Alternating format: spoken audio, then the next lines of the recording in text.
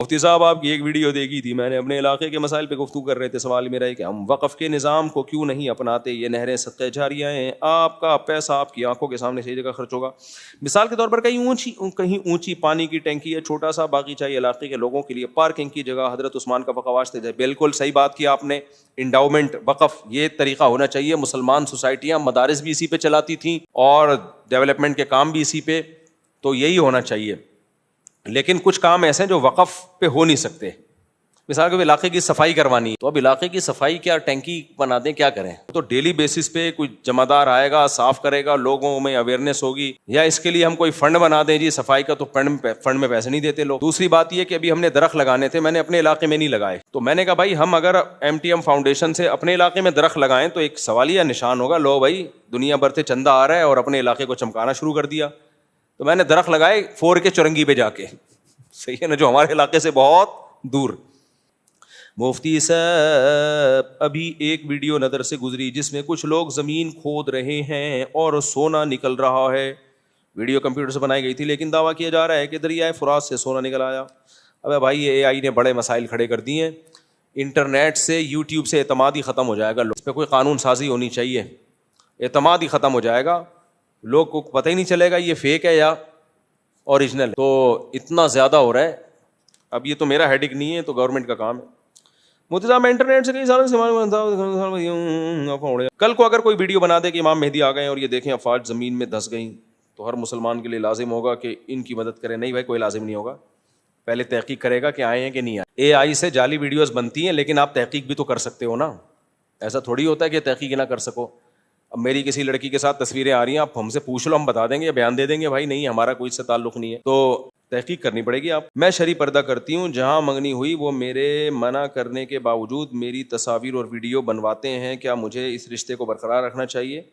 ان کو منع کریں تصاویر مت بنائیں، لیکن اگر رشتہ اچھا ہے نا تو اس بیس پہ رشتے کا انکار نہ کریں، کیونکہ رشتے مارکیٹ سے شارٹ. غلط ہے پردے دار لڑکی کی تصویریں بنانا، لیکن لڑکیوں کے مسائل اتنے ہیں کہ آپ نے انکار کر دیا تو اگلا ایسا آئے گا جو آپ کو پردہ ہی نہیں کرنے دے گا. تو اس لیے اسلام کا بھی اصول ہے اور عقل بھی یہ کہتی ہے کہ بڑی مصیبت سے بچنے کے لیے چھوٹی مصیبت کو برداشت کیا جائے. جیسے بارات کا اسلام میں تصور نہیں ہے.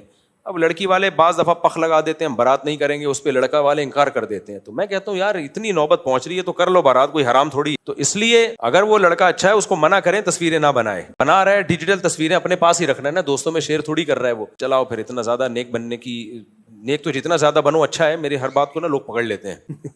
میں نے کہیں بیان میں کہہ دیا کہ اتنا زیادہ نیک بننے کی ضرورت نہیں ہے. اس پہ ایک صاحب نے میرے پیچھے نماز چھوڑ دی اور قرآن کی آیت پڑھی. قرآن کہہ رہا ہے فاتقوا اللہ ما استطعتم، جتنا نیک بن سکتے ہو بنو. اور یہ مولوی کہہ رہا ہے اتنا نیک بننے کی ضرورت نہیں ہے.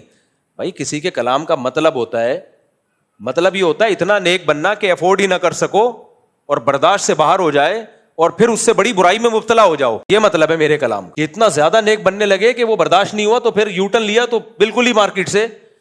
یعنی ایسے فاسق بعض لوگ ہوتے ہیں اتنا زیادہ ان پہ تقوی کا وہ چڑھ جاتا ہے کہ پھر وہ برداشت نہیں کر پاتے.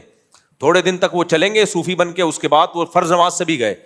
یہ مطلب ہے، یہ مطلب نہیں ہے کہ نیک بننا غلط بات ہے. وہ تو جتنا نیک بنو اتنا اچھا ہے، لیکن ایفورٹ تو کرو اس کو.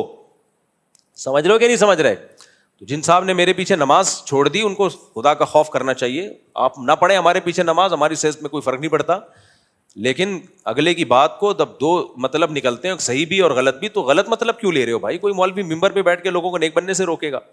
اب جیسے میں اس خاتون کو کہہ رہا ہوں کہ رشتہ نہ توڑو بھائی. اب ایک لڑکی تھی فل باپردہ ڈاکٹر بن رہی تھی، وہ میڈیکل کالج میں فل باپردہ ہو کے جاتی تھی، ہاتھوں میں گلوز پہنتی تھی، فل برقع. میں جانتا تھا اس کو پرسنلی، بہت نیک ہے، ہماری اسی گلی میں رہتی تھی، میرے گھر والے جانتے تھے اس کو. وہ میڈیکل کالج میں 2 سال ہو گئے اس کو. ابھی کسی مولوی صاحب سے اس نے پوچھا، مولوی صاحب نے کہا کہ چھوڑ دو میڈیکل کالج کیونکہ ماحول بہت خراب ہوتا ہے. اور پھر واقعہ سنا ہے، وہ فلاں کی لڑکی وہ بوائے فرینڈ کے ساتھ بھاگ گئی اور ہاؤس جاب میں وغیرہ وغیرہ اتنے واقعہ سنائے. وہ لڑکی نے چھوڑ دی جاب کہہ رہا ہوں، تعلیم چھوڑ دی. 2 سال ہو چکے تھے. اب بعض لوگ ایسی بات کرتے ہیں، بھائی تمہارا باپ پیسے دے گا جو 2 سال کی جو فیسیں بھری ہیں اس نے، اس کے باپ نے ہے بھائی. اس کے ابا میرے پاس آئے، میں نے کہا آپ اپنی بچی سے میری بات کراؤ. میں نے کہا آپ کو 2 سال میں کوئی مسئلہ ہوا آپ کے ساتھ؟ کہتی میں گلوز پہنتی ہوں ہاتھوں میں. اتنی نیک. میں نے کہا آپ جیسیوں کو تو جانا چاہیے تاکہ دوسروں کو بھی شوق پیدا ہو. آپ جیسی اگر کوئی اتنی مضبوط دیندار ہے جو 2 سال میں بھی اس ماحول سے متاثر نہیں ہوئی ہے اور ہاتھوں میں گلفز